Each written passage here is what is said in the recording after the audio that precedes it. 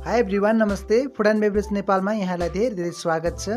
म फेरि पनि उपस्थित भइसकेको छु एउटा नयाँ भिडियो लिएर र आज मैले यहाँहरूमा चिकन मोमोको रेसिपी लिएर आएको छु। तपाईँ हामीले घरमै रेस्टुरेन्टमा जस्तै मिठो चिकन मोमो कसरी बनाउने भन्ने कुरा म यहाँलाई सिकाउन गइरहेको छु।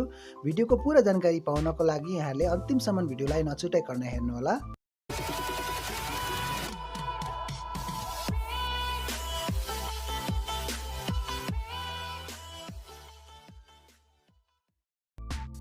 सबैभन्दा पहिले मोमो बनाउनको लागि हामीलाई पिठोको आवश्यकता पर्छ र यहाँ हामीले 1 केजी मैदा लिएका छौँ।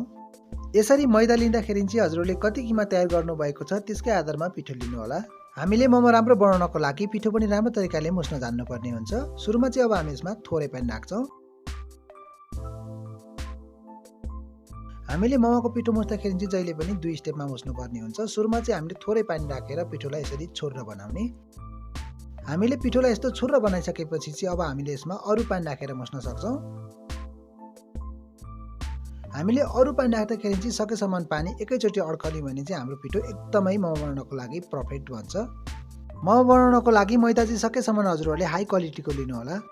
यहाँ हामीले लगभग पिठो मुसेर तयार गरिसकेका छौँ। हजुरहरूले देख्न सक्नुहुन्छ। हेर्नुहोस् त, यो चाहिँ धेरै साह्रो पनि छैन र यो धेरै गिलो पनि छैन। हजुरहरूले पनि पिठो मुस्दाखेरि सकेसम्म हामीले भने जस्तै 2 स्टेपमा पानी राखेर मुस्नुभयो भने चाहिँ मोमोको लागि एकदमै राम्रो पिठो तयार हुन्छ। मुसिसकेको पिठोलाई यहाँ हामी एउटा पोलिथिन ऱ्यापरले हावा नजाने गरी ऱ्याप गर्छौँ। यसरी पिठोलाई ऱ्याप गरिसकेपछि कम्तीमा पनि हामीले 30 मिनटलाई यतिकै राख्नुपर्छ। त्यसैगरी यहाँ हामीले मोमो बनाउनको लागि घरमै फ्रेसली चप गरेको 1 केजी चिकन किमालाई लिएका छौँ। किमा चाहिँ हजुरहरूले मेसिनबाट पेलेको पनि लिन सक्नुहुनेछ र किमा चाहिँ हजुरहरूलाई कति मोमो बनाउनु पर्ने हो त्यही अनुसार लिनुहोला। यहाँ चाहिँ हामीले 1 केजी किमाको मोमो बनाउन गइरहेका छौँ। यस्तै हामीले किमामा राख्नको लागि एकदमै मसिनो गरी चप गरेको 400 ग्राम प्याजलाई लिएका छौँ। यहाँ चाहिँ हामीले 1 केजी किमामा यो 400 ग्राम प्याजलाई राखेर बनाउन लागिरहेका छौँ भने हजुरहरूले यदि किमामा अरू पनि भेजिटेबलहरू राख्नुहुन्छ भने प्याजको क्वान्टिटीलाई चाहिँ घटाउन सक्नुहुनेछ। त्यस्तै मसिनो गरी चप गरेको 20 ग्राम हरियो धनियालाई लिएका छौँ र यो धनियालाई पनि अब हामी यसमा राख्छौँ।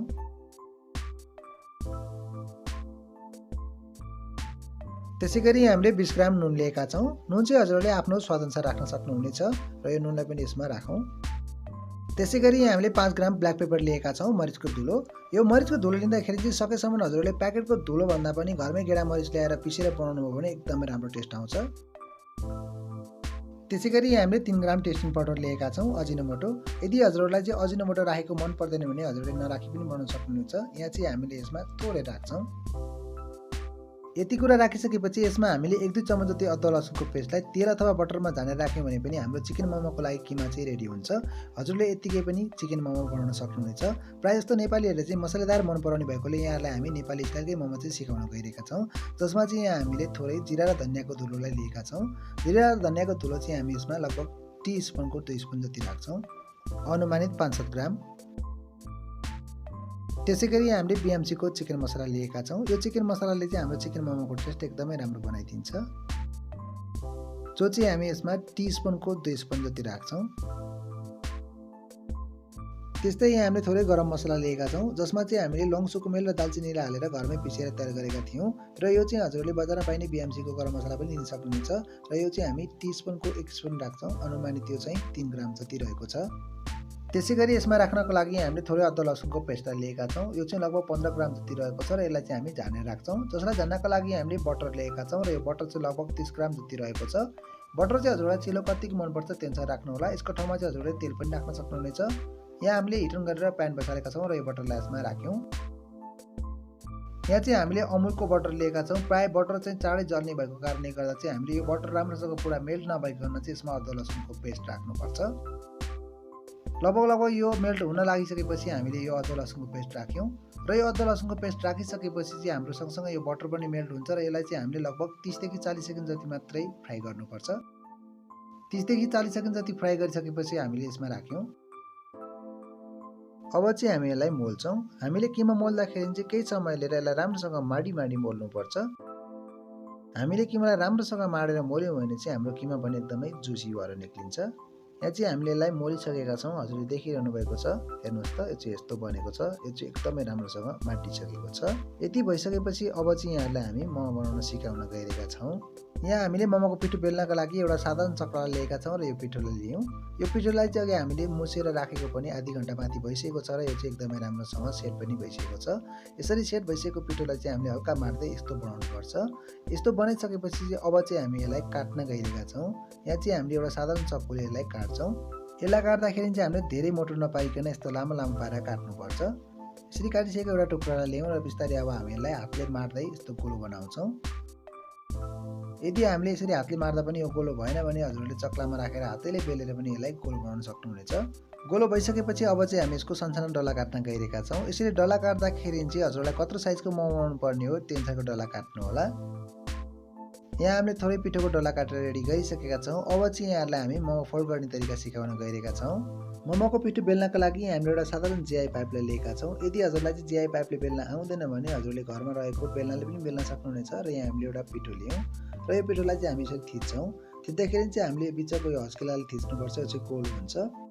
हामीले यो पिठोको डल्लोलाई जति गोलो बनाउन सक्छौँ, हामीले बेलेको पिठोको सेप पनि त्यति नै गोलो भएर निक्लिन्छ र यसलाई चाहिँ अब हामी यसरी प्रेस गर्दै बेल्छौँ। हजुरलाई यसरी एक हातले बेल्न आउँदैन भने हामीले स्लो मोसनमा पनि सिकाउने प्रयास गरेका छौँ। हाम्रो अघिल्लो भिडियो गएर हेर्नुहोला।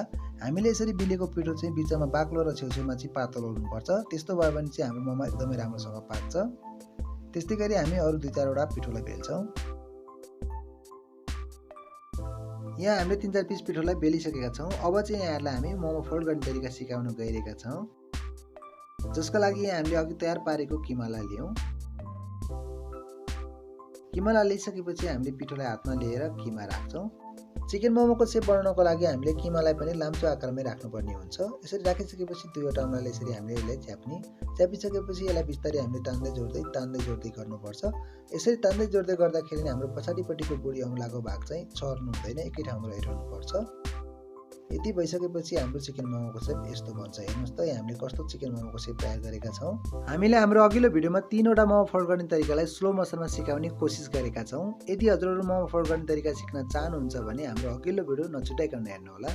यहाँ हामीले थुप्रै मोमोहरू तयार गरिसकेका छौँ र यसलाई पकाउनको लागि हामीले एउटा मोमोको भाँडोलाई लिएका छौँ र यसमा चाहिँ अब हामी तेल लाउन गइरहेका छौँ। यसमा तेल लागिसकेपछि अब यो मोमोलाई चाहिँ हामी यो भाँडोमा राख्छौँ।